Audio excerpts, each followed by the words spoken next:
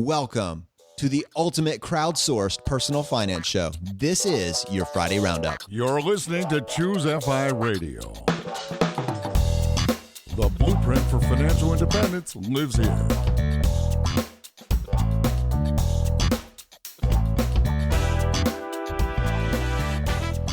If you're looking to unlock the secrets to financial independence and early retirement, you're in the right place. Stay tuned and join a community of like-minded people who are getting off the hamster wheel and taking control of their lives in the pursuit of financial independence. Choose FI, your home for financial independence online.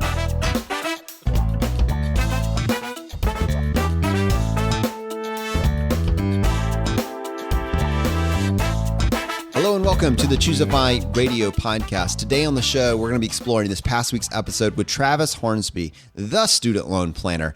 And what an action-packed and value-added episode as he dove through not only his own path to early retirement, failed early retirement, and then entrepreneurship, but also as we took the information that he had kind of collated and applied that to specific scenarios and people that in some cases have massive six figures of student loan debt, how they should look at that and how to optimize it for their specific situation and use some of these government programs that are in place and are available. So it was an incredibly value-added episode. You absolutely do need to listen to that episode if you haven't already. But today we're going to go a little bit deeper and we're going to actually explore a case study that is going to build on that episode. And I'm incredibly excited about this. And to help me with this, I have my co-host Brad here with me today. How you doing, buddy? Hey, Jonathan, I'm doing quite well.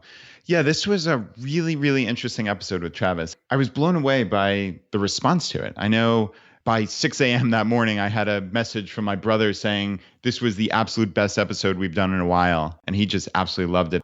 And I know on our Facebook group as well, you posted the link to it. And we had a bunch of people just chime in saying, hey, I don't even have student loans, but this was a fascinating episode. Those are the kind of reviews you really want to latch onto and hear because it's useful information, even if it's not personally applicable for each individual. So yeah, that was very, very cool. So anyway, Jonathan, what's going on by you? Well, the biggest thing for me personally is that I have become a rock star at selling stuff on Craigslist. Really? Yeah. Just out of nowhere? Yeah, just out of nowhere. Well, to be honest with you, I had taken a stab at selling some stuff a couple years back, and it was just an abject failure. I think part of it was I was trying to get top dollar, and it was just a fiasco that was spread out over like weeks and weeks where people would message me, and then they wouldn't show up, and then they wouldn't buy it, or and I was always I had to be home when they were here. It was exhausting. It was infuriating. At the end of it, I was like, why would anybody do this? But we're decluttering and we're kind of getting rid of a few things that we're not using, including a composter. And we had this dog kennel, this large 10 by 10 by 6 foot cage that was out back that just was here when we moved in and we really weren't using it. I thought, you know what? I didn't do it very well before. I didn't go into it with a plan. What would it look like if it was done right? So I think this would be a value add and I want to share my strategy with you. My ears perk up whenever I hear decluttering. So yeah, let's hear all about it, man. Okay.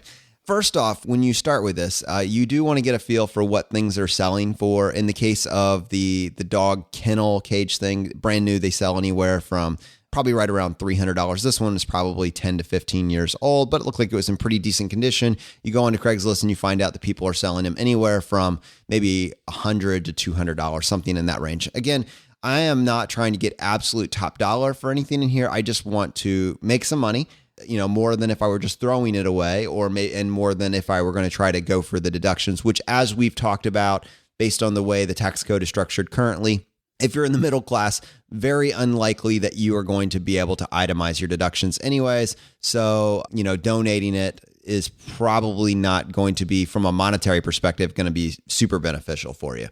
So anyways, coming back to selling on Craigslist, I settled on $100 to sell this dog kennel. And then I used this kind of 3-point strategy. So one, price competitively. 2, get some good pictures. Don't just try to get a blurry picture with your iPhone. I mean, the difference between something that sells and something that sits for a long period of time is probably whether or not it has a picture and then whether or not that picture is any good. You don't need to be a rockstar photography expert, but you should have something that's in focus, has some contrast to it, that you can clearly see what the product is. That absolutely helps. And maybe take it from a couple different angles so that people can see the items. I know it sounds silly on something like a dog kennel, but that was the case.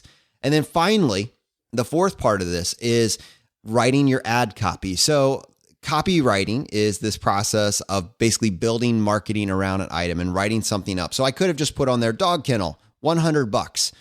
And maybe that would have gotten a response. But what I thought I would do this time is actually go onto something like Amazon and see how are copywriters, companies that are selling these for a living, where their entire existence is baked around whether or not the product actually sells, what sort of marketing are they putting into this? Once I found out how someone was marketing a brand new kennel, I basically just copy and pasted that ad copy and then generified it. I'm not totally sure if that's a word, but it works for this situation. It gets the point across. Basically made it a little bit more vague to cover what this actual item was, and then just inserted it into my ad on Craigslist. I had 8 responses within the first hour, and I had it sold. Someone actually came to pick it up on the third day. I had backups for my backups if that first individual didn't show up. So it was absolutely incredible. I repeated this process for this composter that I was trying to sell, and same exact thing. I listed them on Wednesday and they were sold by Friday. Just absolutely the easiest transaction I've ever had. Wow, that's really, really cool. I may have used the word tweaked instead of making up generified, but accept it. I'll make a note when I when I do the remix. But the real takeaway there is leverage things that successful people are doing. That's a lesson well beyond just selling on Craigslist here. If you can pick up strategies from how people are doing things successfully, like in your case, you went to Amazon, looked at highly ranked sellers for those particular products or similar products, right? And obviously, this is not plagiarism in like the negative sense, like you're publishing some article or something. You're just trying to sell your item on Craigslist, and you're taking their smart wording and just tweaking it a little bit for your needs. So yeah, that's a really, really cool takeaway. I like that. And I think it's something that can be used in a lot of different situations. In fact, I can think of other examples of this. And usually when they're done extremely well, they actually go viral and they catch mainstream attention. But someone's selling their 1993 Honda Civic or Acura, and they create this incredible marketing video around this item and kind of highlight all the features that essentially are just old car. They turn it into selling points, and in many cases, that gets picked up, and these cars sell for ridiculously more than they should. And part of that is all of us want to be sold to. Yes, we want something cheap. We want something free. We want to spend as little as possible, but we also want to think we're getting the greatest thing ever. That's just our nature. It's been trained into us from the beginning. And I don't know if as an individual now selling a specific item, if that's just how our minds are programmed, you can play into that, just spicing up your items that you're posting on Craigslist a little bit. And this would work for eBay. It would work for selling on Amazon. But I think it is a really useful strategy, especially as you start thinking about decluttering your stuff. Yeah. So Jonathan, speaking of decluttering, I actually sold my house last week, which is amazing. The transaction finally closed and everything went really, really smoothly.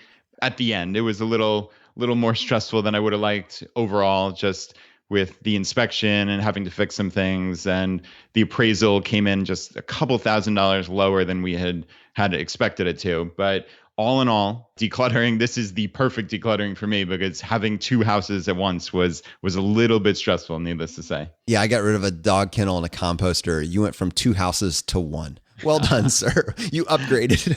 Thank you. And also, needless to say, the big earn analysis that we were talking about now can go forward in earnest here, which is nice. So I am going to officially do that rent versus buy calculation that we had talked about on a couple of prior roundups. And now that I have the official numbers, I can actually move forward with that. And now, frankly, I've got a big deposit that just went into my bank account, and I've got to figure out where to invest this money and see if am I going to follow? Are you going to dollar cost average, or what is the plan? Yeah, I mean, it's a good bit of equity that just got dumped from just sitting in this house, essentially being completely illiquid, to now it's in my checking account. And I think we're going to do a mix of a bunch of things. So the very first thing that we did actually was in one fell swoop, in one check, we paid off that horrible albatross of a property that I had mentioned previously as my biggest financial mistake, that horrible piece of land that we bought in North Carolina years ago. Oh, yeah. So that thing is officially paid off. I cut the check yesterday and it is done. I bet you that took off like 5 years of your life. Well, yeah, that thing took off a lot of years of stress, and maybe I lost hairs or gray hairs or something. But yeah, it just feels nice to be done with it. And also from a FI perspective, this was a real slam dunk when I look at it from the 4% rule. I was paying, I think, $565 a month or something. So it winds up to being almost $6,800 a year in mostly interest and some principal on this loan. Like I've said, I consider the value of this property zero. So essentially the amount that I was putting to principal really was in essence interest in my kind of mental framework. So this is almost $7,000 a year that just vanished from my yearly expenses. And the lump sum was only $66,000. So you do 6,800 times 25, and that's $170,000. So in my normal FI calculation, I would need $170,000 to cover that expense at 4%. But like I said, it only cost me $66,000 to pay it in one fell swoop. So that's well less than half. So again, from a real life perspective, having to cut a check for $66,000 for something that is essentially worthless kind of sucks, obviously. But from a FI perspective, this is as big a slam dunk as you can come up with. Well, there's actually something else that comes to mind as you're saying that, and that is the retirement smile, which we haven't talked about on this show, but it's a well-documented fact that people after retirement, and I'll be honest, they're talking more about traditional retirement, but I think we can take a piece of that and apply it to the early retiree as well, that your expenses, instead of inflating after retirement, in a lot of cases, they're going to go down because there are going to be a lot of things that you were paying for along the way that disappear. And so, you could play this out. You had a car payment at one point, that goes away. You had a home payment, you paid off your home, that goes away. You were commuting to work and the cost for commuting to work, that goes away. Maybe you had 3 cars for whatever reason and you downsized to 2 cars or to 1 car. That is going to decrease. And so a lot of people are planning, the 4% rule. They're actually thinking that this number that they need to come up with is 25 times their current expenses. And that's great. I think you should plan around that. But in many cases, that might actually be significantly more than you need because a lot of these kind of fixed structural expenses that you've had for long periods of time, at some point, they just disappear. And that's kind of cool. That's what you're actually taking advantage of from a psychology perspective in this situation, right? Yeah, I think you're absolutely right. And yeah, also just the real world implication of getting rid of a monthly payment as you inch closer to whatever type of retirement you want to talk about. So I think that's why there's that allure also of paying off our real mortgage. And I don't know if we're going to do that. I think we've said many times previously, Laura and I kind of go back and forth on this and we can't figure out precisely what we want to do. But I mean, the allure of not having to pay a mortgage is pretty significant. I think there's like a tiny part of you that would like to compete with Mr. Money Mustache for a year on lowest annual expenses, like the most simple line item budget you could ever possibly imagine. Really hard to do that when you're carrying around the mortgage, even if you could afford to pay it off. So that competitive edge that's, I think, baked into both of us to some degree definitely sees the appeal of that. Yeah, totally agree. Jonathan, just one other kind of interesting thing that's going on in my life. We love to talk about second generation FIRE, right? So I think getting my kids involved in financial literacy and just being aware of where their money is, what saving actually means is really important to our family. So I've mentioned previously that what we do with their weekly allowance is that they have 3 buckets and they're actual tangible buckets. Okay, so one is saving, one is spending, and one is charity. I think it's 50% goes to saving, and then I think it's 25-25 goes to spending and charity. So it really sets the tone that saving is essential, but also charity is really important as well. And of course, you need to spend. So I think it's kind of a good structure.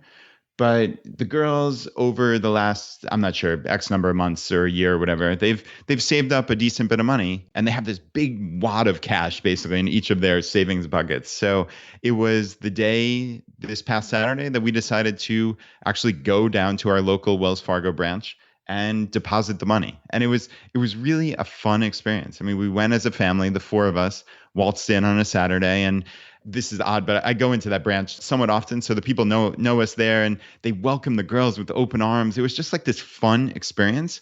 The girls got to hand over this big wad of cash each, and like say specifically it's $151.20 for Molly, and I think Anna deposited like $337. Of course she did. Right, of course she did. Right. She was amazing. She asked us if it would be okay if she took money out of her spending bucket to put into her savings, to put into the bank.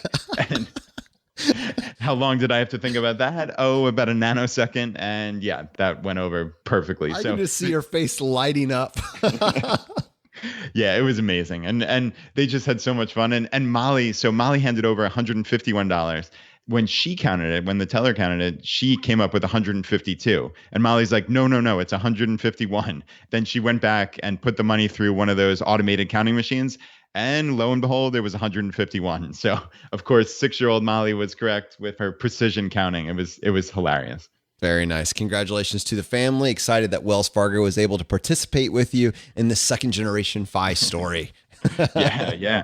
No, it was cool. And then just one last little thing, man, sorry, is that we did it from inception all the way to the finish. So we deposited that money, and they actually had a buildup of a little bit in their Wells Fargo accounts. Then we went on the computer, transferred it over to Vanguard, and then bought more of the total stock market index fund. So it was really neat for them to see how much their money has grown being in Vanguard the last year and change, and also to actually purchase more mutual funds. So it was this cool thing from actual cash to going to the bank to deposit, to transferring to Vanguard, to buying, as I described to them, a little piece of these thousands of companies. And it was just this cool lesson. And it's neat. Anna is inching very close to the $10,000 mark for VTSAX. Are you serious? That's insane. Yeah, it's crazy. I mean, like, these girls are, I guess, in some weird way, like wealthier than many adults in America, which is kind of crazy, just because we've been very intentional about every dollar they've ever gotten for gifts or birthdays or anything is just going directly into their savings. So yeah, it's pretty neat. And it started with 2 tangible buckets. Yeah. Gotta love it, right? That's awesome, man. Congratulations. I know how exciting that is. I can't wait to continue to follow this. I mean, imagine what this looks like 5 years now for both of them. You know, the compounding returns on this. This is going to be absolutely incredible just to follow their journey. Yeah, and we definitely will keep everyone updated here. And I really think that Anna's interested in writing that second generation Fire blog that you talked about. I think it's something that's getting her excited. So yeah, we got to make that happen in the near future. I am 100% supportive of that idea. Okay, Brad, well, let's go ahead and hop into this past week's episode with Travis. And, this is one of those that it's going to take a while to sift through all of those actionable points and kind of talk about our take on that. And this is one that's going to take a while just because there were so many actionable points buried in this particular episode. I was impressed with his ownership as a high schooler, even his ownership of what college was going to look like for him and all the little things that he did along the way to grab a full merit scholarship and really how that propelled him into all of the steps he made post-college. I mean, you could kind of see how it was this linear process, and it started with knowing that his parents couldn't afford to send him to college. This desperation drove everything. Yeah, Jonathan, he described this sense of desperation where he absolutely needed, and that was the word he used, needed to do this, to make it easier on his family and to help his brothers go to college. That is a theme that we'll see again, certainly when he talks about his wife, at that point, his future wife. And it's amazing that theme runs throughout his life, that he finds these points where he just absolutely needs to do something and he makes it happen.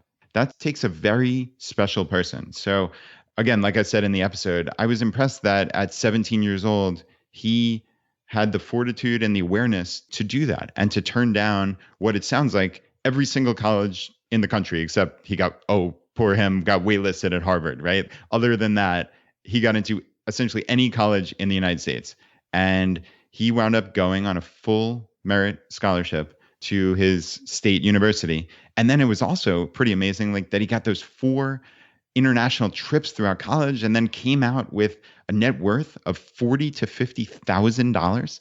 I mean, that just sets you up for life well beyond anything that Yale or Princeton or Brown could ever do for you, right? You coming out with no student loans, obviously, and a net worth of $50,000. Yeah, and he made this great point about a study that was done and the statistic that was drawn from that, basically saying that when you looked at success from college grads, and there being another study that basically said people that went to these really, prestigious colleges were going to make more, earn more. This study that he was highlighting basically pointed out that may have been a false positive. Basically what it was is, are you the type of person that would apply to those types of colleges? Not, you don't even need to get in, you don't even need to go there, but just by being willing to apply said something about your earning potential. And so obviously, there are people that have those same qualities that don't apply. And I have to think to myself, well, what are those? And I think it is that initiative. It's that desperation. It's that forward thinking. It's that taking ownership of your life strategy, not just letting life happen to you, but believing that you can have an impact on the result. And I don't know, I think it comes through. I think there's a common theme when I'm talking to these really highly motivated, high-powered individuals that just crush the college game, how passive I was at it. And even now in my 30s, looking back, 12 years ago, 13, 14 years ago, how I still don't feel totally confident in my ability to totally crush the game. And I'm kind of still looking for that roadmap. So if I were going to give advice to my child, or I'm in a random conversation with a neighbor and they're talking about what they're trying to do for their kids, I could actually give them good information that would help them, kind of move this ship forward and get better results. What's that Pareto's principle, that 80-20 when it comes to winning at this college game? I think it's very daunting because there's so much you can do, but what do you need to do? Yeah, it's a tough question. It really is. And I mean, we've taken it basically as a societal construct that a 4-year college degree is important or essential, right? Like that's to this point what people believe. So until that changes dramatically, I think, unfortunately, I know like in my case, my kids are in all likelihood, probably 95 to 99% going to go to a 4-year college. So the question is, how do you do that intelligently? And like you say, kind of crush the game or win at the game, whatever you want to call it.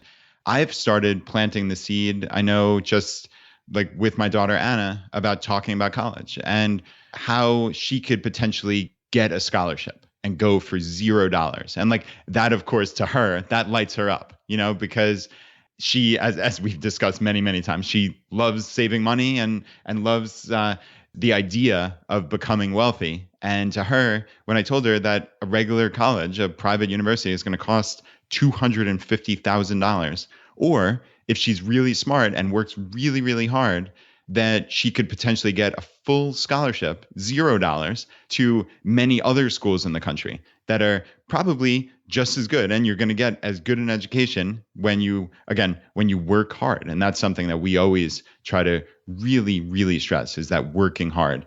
That's something that right now at 10 years old is something that interests her. And you just never know where the next 8 years are going to take us. But I'm definitely trying right now to make her see that this is something that's doable. Before we even get into the PSLF and the repay strategies and all of the programs that are out there, I thought that maybe we could spend a little bit of time talking about college strategies. Like, what are the tools that we have right now? If you were going to give advice to someone that in the next 2 years is applying to college, of all the episodes that we've done up to this point, what should we be talking about and cementing as really solid, firm strategies? Do you want to go ahead and tackle this now?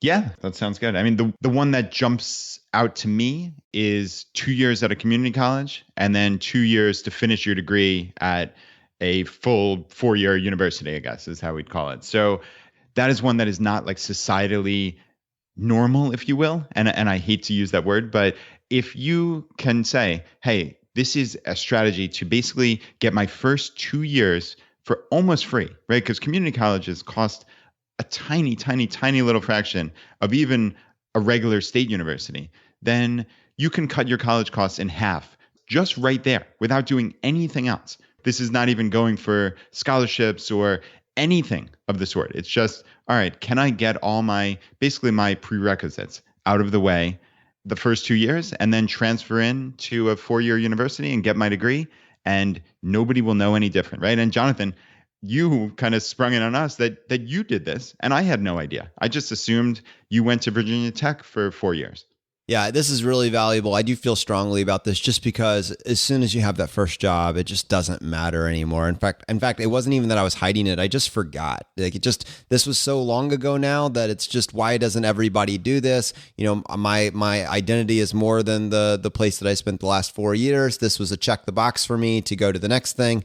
I just don't place any sort of societal weight on where I did the first 2 years of school. So, and you're talking about doing it for 10% of the cost of a 4-year college, doing all 4 years there. So it's a great strategy. I do have a couple tips if you are going to do that. One is that not every class at your community college is weighted evenly. You cannot just go take anything and expect it to transfer. In fact, if you're going to take this more mercenary approach to the 4-year plan and you're going to do the first 2 years at community college, you need to go speak to the guidance counselor at the community college. And you also need to look very specifically at the program that you want to transfer into at the 4-year school. And you need to make sure that all the classes that you take at the community college will transfer over. In my case, again, following this kind of falling into the right path, but not really being super intentional about it, I think I had about 15 to 17 credits I just took because maybe they just seemed easy. They fit the time schedule that I wanted, and they did not transfer. And that was devastating. You know, every single class you take at community college, you need to be taken with the intention that it's going to transfer to the 4-year school. If that's your plan, you need to be thinking about that ahead of time. 2 other options that are kind of tied to this is CLEP testing and AP placement classes at your high school. So AP classes and dual enrollment classes, while you're in high school, you could potentially get some of those community college credits done. So you're actually even moving the timeline up even further, potentially getting a semester or 2 of work done, which normally you would be doing after high school. Now you can actually do them during your senior year of high school and get credit for both of them. That is incredible. Another one is CLEP testing. I tested out of a couple classes, again, by accident, without really knowing that that was a strategy. There are people that are testing out of essentially 1, 2, or 3 years of college just by focusing on CLEP testing as a strategy. That's something that we haven't talked about on the show. That, again, is incredible. And it's a tool in your toolbox. You don't necessarily need to do all of these, but if you're going to want to college hack, you're going to have to do something, right, Brad? That's a common theme. Yeah. Get up off the couch and take action, right? Do something. That's a theme of being a member of the Choosify community, being a firewalker, as we call ourselves. And I think in line with that is looking for small scholarships, right? We've had multiple people describe how they just took a couple hours and it was the best return on investment they've ever had in their entire lives. I mean, potentially thousands of dollars per hour invested. And look for these little small community scholarships that exist in your own community, metro area, or even the country, and just apply for them. I know I was loosely aware of these when I was a 17-year-old kid, but I think I applied for precisely zero of these scholarships. You were so ambitious. I was such a moron. I wish I could go back and just slap myself across the face and say, just wake up and figure something out. I thought I was doing well by not going to the super expensive Ivy League school and going to the University of Richmond, where I wound up getting a partial scholarship. And it was almost like how Travis described Vanderbilt gave him a $20,000 a year scholarship, but lo and behold, it was still $25,000 a year, right? So that wasn't as big a win as he would have imagined, and it certainly wasn't as big a win as I imagined in my mind's eye that I did. So yeah, I mean, I was not ambitious at all, but I think for people out there who are willing to get off the couch and take action, those little scholarships just make a huge difference. And then obviously we can talk about larger scholarships, right? And finding little programs like Travis said, the University of Alabama. I think it was, if you were a National Merit Scholarship semifinalist, which basically is, or at least it was when I was back in the day, it was the PSAT is what determined National Merit semifinalists and finalists. So if you basically did well on that one particular test, you could get a full ride scholarship to the University of Alabama. And assuredly, they are not the only university in the country that has some weird little program about that, right? If you scored X on the ACT or the SAT, or you were an AP scholar of some distinction, I'm sure you can get a full ride somewhere just for that. And it doesn't stop there, right? Yeah, absolutely. In fact, there's major scholarship programs, especially in a lot of the states that use that have the lottery available to them. So down in Florida, they have the Bright Future Scholarship. In Georgia and Tennessee, I believe it's called the Hope Scholarship. It's all essentially a very similar program that reallocates some of the lottery money from those states and will give them to students. And I believe it's in the form of a full ride scholarship if you have a 3.5 GPA or higher. And again, actually, this goes to Travis's point. What are you bringing to the school? Are you raising the average GPA of the school? That's essentially what these are. If you're at that 3.5 or over, then probably you are going to lift the average GPA of that school, which is actually adding value to the school. And there are programs in place to actually support that. So if you're in one of these states that I just mentioned, those are the names of them. If you're not, I'm sure that there is something similar in many states that you could very easily Google and find out about. If that's not available, one of these major overarching lottery type programs, now you want to go and you want to find out about the more niche scholarships that maybe you haven't heard about up to this point. And that actually could be to your advantage as well, because a lot of people are like me. They're just not looking for them. They're like Brad. They have no ambition to pursue scholarships. So there is apparently billions of scholarship dollars that go unclaimed every single year just because people don't know about that. We want to hopefully give you the information so you can find it more quickly. We got a comment on this episode 78 that we're referencing from Gretchen. She says, I'm listening to Monday's podcast right now, and you asked if there was a place where college scholarship information is aggregated. I'm a mom of 2 recent college grads, and the most accurate, up-to-date info I found on everything college related is collegeconfidential.com. They cover everything from scholarships to admissions to financial aid to dorm life. When I was starting to think about colleges in the late 1990s and graduated in the early 2000s, it was a book. You would buy a book of scholarships. It was a meaty 50-pound book, and you would open it up. I think I bought it used, and it was probably 2 years out of date. I opened it, and then I promptly ignored it because it was just ridiculous. There was no way that I was going to be the one that was going to get these scholarships and figure it out. It was just too much. So I would not send you to go buy this one perfect book that's going to give you access to it. Obviously, the way to do this to get the most live information would be to have some sort of crowdsourced website where people are sharing these ideas and then talking about them practically. I would, at least right now, based on the information I have available, say go check out collegeconfidential.com. Yeah, that sounds good. And you also talked about crowdsourcing, right? So this is another thing that could be really useful for our local groups. There's so much institutional knowledge just in a local group of hundreds of people. So I think that is probably a useful thing to just start as a thread in a local group and make it a document. So of course, as we've said many, many times, we have over 150 Choosify local groups throughout the world. And you can find your closest one at choosify.com/local. And we can all think, as we think about the last, 60, 70 episodes that we've done, we can think of people that highlighted different paths. A few ones that come to mind. We had Noah talk about the Caddy Scholarship. That was amazingly awesome. We had another Noah from Georgia. Man, Noah's really good at the scholarship game. He highlighted this firefighter scholarship program that was really incredible. And then Gwen highlighted doing the ROTC and basically joining the armed forces and using that path as a way to get college for free. And I know that there are so many more, and we don't want to stop this conversation.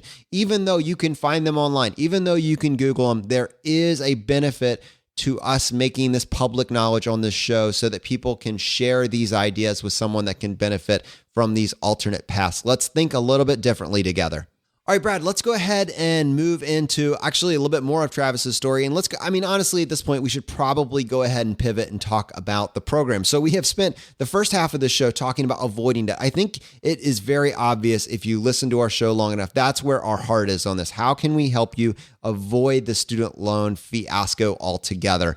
And do it by just being willing to look at things a little bit differently. That is where I would want to put all my emphasis. But you know what? You found us now. You didn't find us 10 years ago. And there are many people in this audience that have 6 figures of student loan debt. And in fact, in the month of March, I think we had mentioned this earlier, our community as a whole paid off over $200,000 in student loan debt and recorded it on Robert the College Investors Challenge, the student loan debt movement. And that was incredibly empowering, but that is just That is just an indicator of how much student loan debt is actually out there and honestly wasn't represented by this. There are probably hundreds of thousands, if not millions of dollars of student loan debt in our community. This episode spoke directly to that. Yeah, it did. And obviously you are a perfect case in point of someone who had student loan debt, right? If you had found this message, this FI message in Choosify 10 years ago, 15 years ago, maybe you would be in a different position. So everyone makes life choices, makes quote mistakes, if you even want to call it that. I'm not sure you would necessarily, but yeah, it's just finding where you are today and making the right decisions going forward. That's what we like to highlight. Of course, if it's a situation like second generation fire, where you can help your children or friends' kids or whoever make better decisions before they get into that situation, then all the better. But you have to deal with the situation as you see it today. And yeah, let's talk about the different options.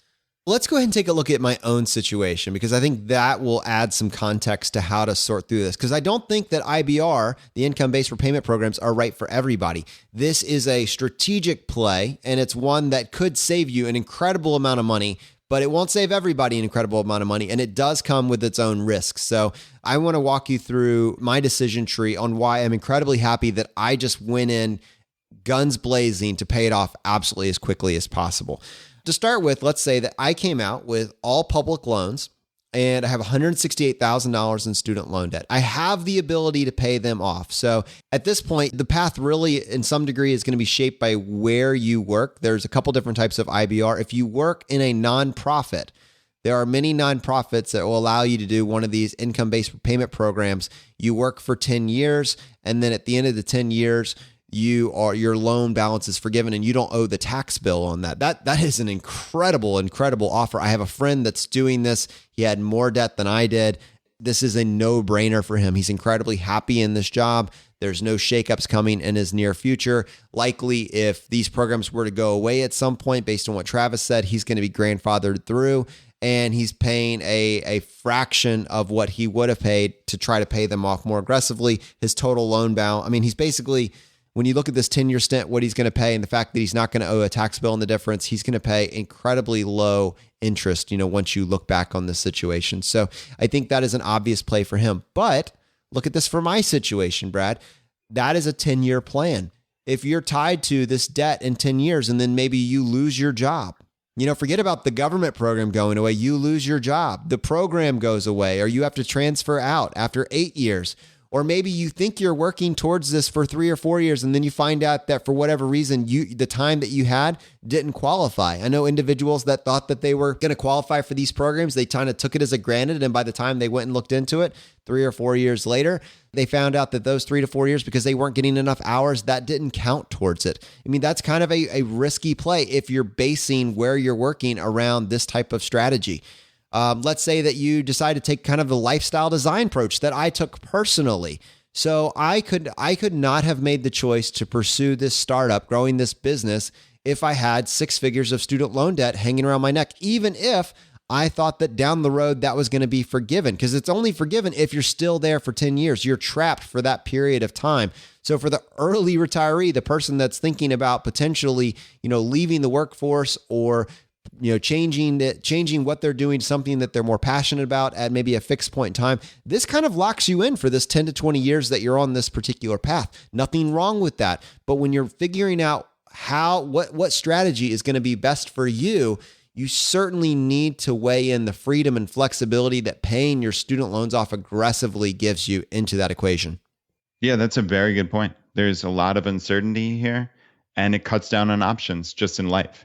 You would not have been able to leave your job as a full-time pharmacist if you still had, let's say, $162,000 left of student loan debt, if you were just paying the absolute minimum for those couple of years, right? So I think there's definitely value in life on controlling what you can control. And I know, just knowing my own mental framework, that I would have a tough time basically relying for 10 years of my life on some program, or like you said, your job existing or you staying in it, et cetera, for 10 years. So there are definitely considerations beyond just, hey, does this make sense financially, right? Does this make sense for my life, is something that I would strongly consider. And Brad, this is really, this is a topic that is front of mind right now for our country, as there has been a lot of attention driven towards this orthodontist, Mike Maru, who right now has $1 million of student loan debt. The Wall Street Journal just recently did a piece on it. And Travis did a case study on Mike Maru's situation on his website as well, which was a very interesting read. And frankly, the public has ripped this guy at large. I mean, I think I even saw a clip from Dave Ramsey on YouTube just calling this guy the most hated man in America and just an idiot. And while, I certainly understand the points that a lot of his critics have made, I don't think that this is too far of a stretch. As a society, we have been sold a bill of goods that no matter how much debt you need to take on to get that dream job, once you get that dream job, it's all going to be okay. And you have a dental school, and this is one of the most expensive dental schools in the country, that this is just what their tuition is. And this is a guy probably just from an entry-level middle-class family like us that's trying to get his family to a better place that says, oh, the best college accepted me. Just like we were talking about in the episode with Travis, I got into this fantastic college. All I have to do now is pay for it. I should just take out the student loans and get the job. And, it's when you're like 2 or 3 years into this and you realize, wow, I have 300, 400, 500,000 in student loan debt. And then you start running your interest calculation on that and you realize that your interest on this alone is more than a mortgage and you have no way of paying this back unless you get the job. At that point, it's almost too late. And so I don't think this was a smart financial move, but I don't think this is a bad person. And I don't think that this guy isn't any more of an idiot than the rest of us. By the time that he realized what a financial disaster this was going to be, it was almost too late. So while I know that the income-based repayment programs have critics, and probably rightfully so, I think the larger story is the crazy price of tuition for all of these programs. And honestly, our government programs that will allow anybody to take out any amount of debt for any degree at any cost. Mike Maru is just maybe an extreme example, but the natural product of essentially what's happening, which is enabling. Because the government will lend any amount for student loans, that means schools know that they can charge any amount, and this cycle just gets perpetuated over and over again. And there's really no incentive for colleges to reduce cost as long as people believe that they can take out any dollar amount necessary to go to school because the job will always justify it. And we know that's simply not the case. Yeah, it's a very complex thing. And my first reaction is there's got to be some personal responsibility. I mean, you take out, according to Travis's article here, $1,060,000 in student loan debt at an average interest rate, probably around 7.5%. And that is crazy. Like on what planet do you think that that's a good idea? Even coming out as an orthodontist. So I see that personal responsibility side, but I also see, like you're saying, we've been sold a bill of goods that the dream job is worth any amount of debt and going to the dream college is worth any amount of money. So there are conflicting ideas here, obviously. And I'm a little conflicted personally. I don't know where to come down on this. I certainly don't think this guy's an idiot by any means. I think it was a very poor choice to take out over $1 million in student loans. I'm not sure on what planet that ever happens, but I know it does happen, right? Travis said he's consulted with a couple people who have had over 7 figures of student loan debt. And it's hard to even say that, right? Like when you say, Jonathan, that you had 6 figures, it sounds crazy to me, but 7 figures, could you imagine that? I know it's all about anchoring. He's making me sound frugal. Yeah, you sound fantastic. It was basically free. My college was basically free. Yeah, it's pretty crazy, but you deal with the choices you have. And we're definitely going to link up Travis's article in the show notes. And he talks through how he would consult with this orthodontist if he came to him and said, hey, Travis, help me out. What are my options? And I think that's a neat kind of case study to play through, especially since, like you said, Jonathan, it's so pertinent and timely in the public eye here. Yes. Now, we did not get Mike Maru to come on the podcast and give us, kind of what action he is taking, but we do have a case study for you guys. And while that was maybe a more extreme example, and it's one that's kind of in the mainstream news, this is probably much more reflective of the actual type of situation that people are grappling with. So this is from Kirill, and Kirill says, "Good afternoon, gentlemen. First and foremost, I'd like to thank you for the content you put out. You've truly transformed my way of thinking and enlightened my mind with the necessary tools to create a better future for my family. I'm new to the FI community and taking steps to lower our debt. The most painful bill I'm currently trying to tackle is my wife's student loans.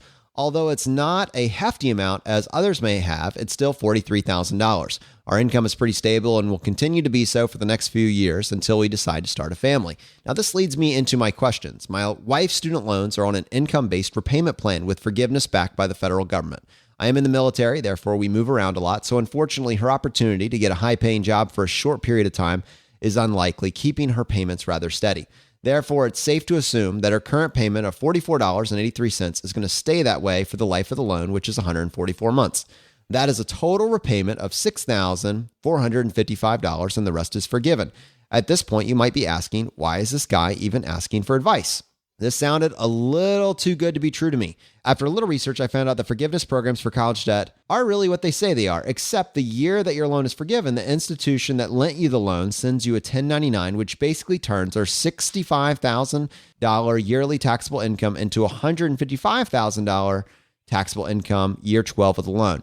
Now, I'm not entirely sure what the tax laws will be in 2030, but basing this off of next year's tax laws, we will end up owing the federal government approximately $32,000 in federal taxes in the year 2030.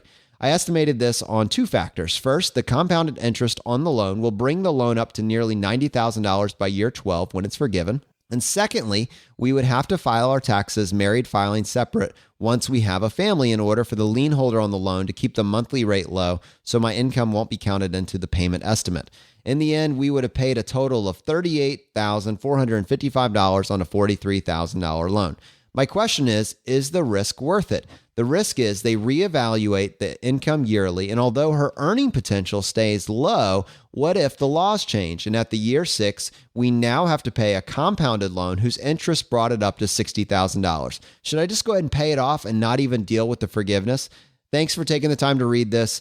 And if it adds value, please pass it on to your listeners. These forgiveness programs aren't always what they seem to be. So, Brad, this is a complex question that, frankly, based on my own experiences, I am not capable of answering. And I would imagine you would find yourself in a similar situation.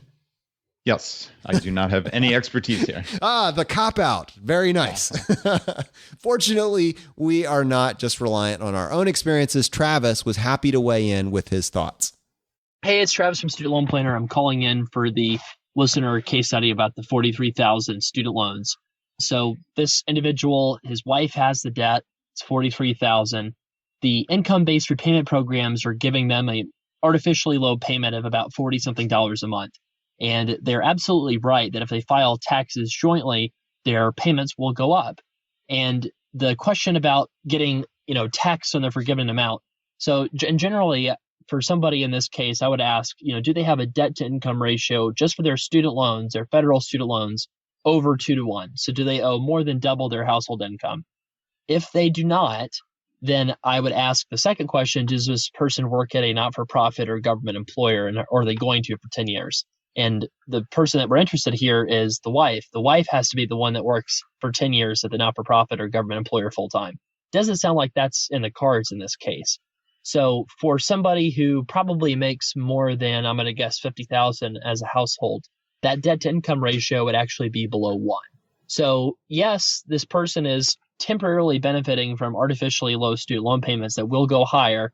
And I think that there was some confusing things that I'd love to get more details from the person if I could ask them in the submission. But overall, I would say this person needs to just tighten the belt, dedicate at least $500 a month towards this $43,000 student loan, and preferably even more than that, preferably maybe $1,000 or more a month, with the idea of getting these loans out of mind, out of sight, and paid off within 5 years or less, because they want to start a family. They've got all these things going on.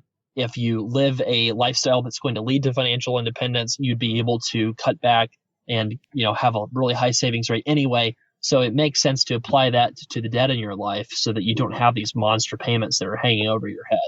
So in this case, I definitely think that it would probably be better just to get rid of the debt and just maybe try to refinance with one of these lenders that will give a smaller interest rate. The husband is going to have to co-sign for the wife since she doesn't have a high stable income. So he should probably be able to co-sign for her so they could get a lower interest rate, so more of their payments are going to principal. So I would do that. The reality is that whenever you have student loans, the interest is often simple interest instead of compound interest, because in the federal government programs, they just accrue the interest. They don't compound it. So the reader in their explanation is a little bit off on their understanding of these forgiveness programs. If you owe a lot of money, if you owe more than double your income, then regardless of what sector you're in, these income-based repayment programs can be excellent ways to achieve financial independence. You just have to figure out, do you want to go as slow as possible paying your loans back or as aggressive as possible paying your loans back? You have to decide which one of those it is. And if you're doing the passive approach and going for the government programs, you better make darn sure that you're optimizing them in the best way possible. And if you want to pay the loans back, then don't screw around, to put it nicely, and pay, maybe, on a 15 to 25 year type repayment schedule. Get serious about it. Get rid of this debt and make it an emergency. And really anywhere in between those two approaches is a mistake. So it sounds like the listener is really falling into that category of making a lot of mistakes and paying too much in interest. So get off the income-based repayment programs, cut your spending, and try to dedicate that cuts towards your higher debt payments. Travis, I can't thank you enough for weighing in on this. That is incredibly valuable, and we love having you participate in these conversations. Yeah, and that's why having experts are useful, right, Jonathan? So yeah, I love that Travis called in that voicemail. It was really value added. So thank you again. Hey, for those of you that are wondering, how can I generate these calculations? I don't even know what factors I should be considering. Travis has set up a calculator to really make this incredibly simple. And in light of that, we're going to go ahead and link to it again in the show notes. But to get access to that calculator, you can just go to choosify.com/Travis. He's giving that away for free. And also, this is something that he is incredibly passionate about. If you have questions, he is very accessible. Reach out to him. I'm sure that he would love to talk to you. And, talking about crowdsourcing personal finance, Brad, this is one of the parts of the show that I love, is really bringing in thoughts, feedback, and ideas from our community and this Facebook group that is quickly exceeding 20,000 people in the Facebook group. How unbelievable is that? Yeah, it's really hard to believe. I mean, 20,000 is a number we're going to pass any day now. That is amazing to consider that we basically started this thing less than a year ago on the Facebook group and 20,000 members. So yeah, we're going to certainly highlight a lot more posts each week on the Friday Roundup from members of our community. I think that's really important. And a couple that just jumped out to me, just with a quick glance, was Kevin said this actually was not his receipt, but he got one of those cool receipts from the library where, and of course, Choosify, friends of the library, as you always like to say. This receipt says, you just saved $112.89 by using your library. You have saved $1,438 this past year. Thank you. How cool is that? That their local library actually has that little ticket whenever you check out a book. I would love to see what my family's up to. It's got to be thousands of dollars. I mean, legitimately thousands. You better believe it, dude. You guys need to get larger tote bags. Seriously. Yeah, we walk out of there with 20 books. And yeah, the other one that jumped out to me was Carrie said, I finally broke $200,000 in net worth. And Adam then chimed in, congrats, I just hit $170,000 for the first time today. So yeah, just two nice, amazing milestones. And for sure, we want to talk about these milestones, like I said, every single week here on the Friday Roundup. So if you want to send in a voicemail, just go to choosify.com/voicemail. Or if you just want to post in the Facebook group, go for it. And we'd love to read some of these amazing, amazing milestones. So yeah, just wanted to point out a big congrats to Adam and Carrie. And it's not just a six-figure net worth. Chad posted his, where he is at now. And he, for the first time in his life, has $10,000 in an investment account. He's still working through his student loan debt, still has $24,000 in student loan debt that he's working on paying off. But, it's these little moves, and he's being so focused on it. And he is really rapidly, moving towards an incredibly strong financial position. And I think there's a lot of people that, maybe see $1 million in net worth or six figures in net worth and say, oh, wow. That just seems like forever away. But the reality is, the farther you get down this path, the aggregation of these marginal gains starts propelling you towards this future. It starts helping you. It starts helping you build this wealth snowball. And so, the key is not to say, oh, well, I will never be a millionaire, so I should not even get started. But it's to say, what change can I make today to put myself and put my family in a better financial situation than I was yesterday? And let's keep making those choices. Let's do this over and over again. And then a year from now, 2 years from now, 5 years from now, your 10-year future self will not recognize the place that you were in before. Yeah, there's no doubt. It's just making those changes. And of course, like you said, it's not about the 6-figure net worth or the 7-figure net worth. It's just about making your own life better today and every tomorrow thereafter, right? So if that means getting out of debt, or, hey, I paid $1,000 of my debt now and I'm only $50,000 in debt as opposed to $51,000. Well, that's a huge win as far as I'm concerned. So please don't think this is only about those that have reached 6 figures in net worth. It's about just making your life better. And, we cannot finish this episode without talking about, just taking a few minutes and talking about the digital dialogue with NBC 12 here in Richmond this past week. What an experience, Brad. Yeah, Jonathan, it was amazing. We had an absolute blast. We were just welcomed with open arms there at NBC. And my friend Andrew Frieden, who I know from our local CrossFit gym that I go to, he was the one who actually did the interview with us, which was a ton of fun. Also, because he's a listener of Choose a Vi. That's a neat thing.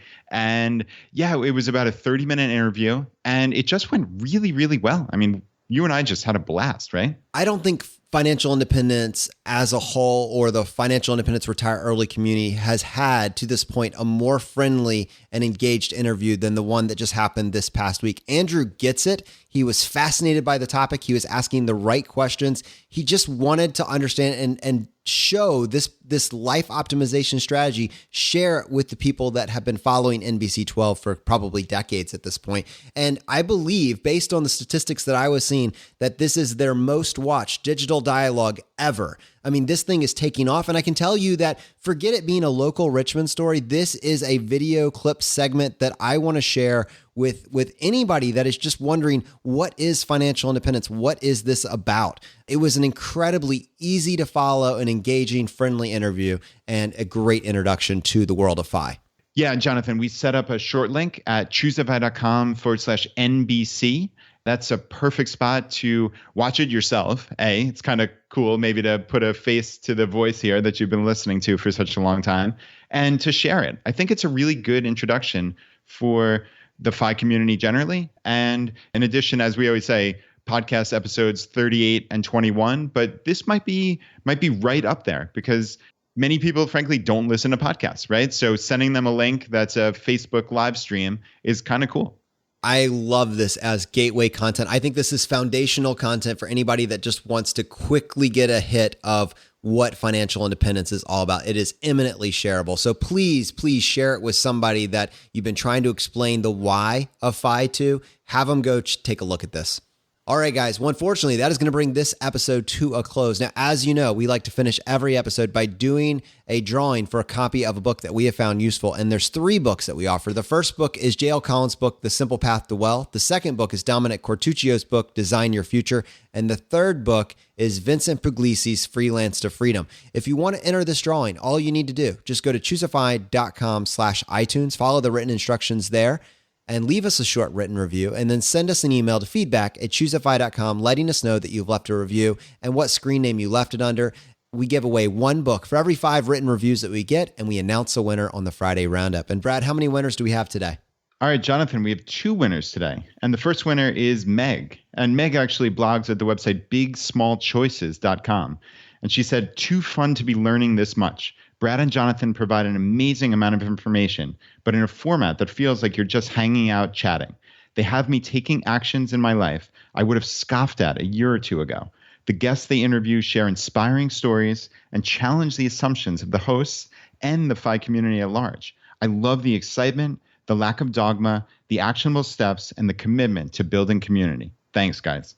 All right, Jonathan, the second winner is Louie. And Louis says, "This podcast is incredible. The dynamic between these guys is so easy to listen to, and they make complicated finance topics more palatable. I've been binge watching since March, and I am almost out of runway. I'm not looking forward to patiently waiting weekly for 2 new episodes, but I will. I tell everyone I know that I love and wish I could retire early with me to check out the Why of FI to start. As people start to get intrigued by what I'm doing, why I have money and I'm happy and how I'm investing, I happily turn them onto our community. And I think this podcast is an excellent resource. Keep up the good work, Brad and Jonathan. Having this to listen to while riding my bike to work keeps me on fire for financial independence, optional retirement, and helps me spread the word. Thank you so much for starting and doing this, gentlemen. Well, thank you, Louie. And thank you, my friends, for listening. The fire is spreading, and we'll see you next time as we continue to go down the road less traveled.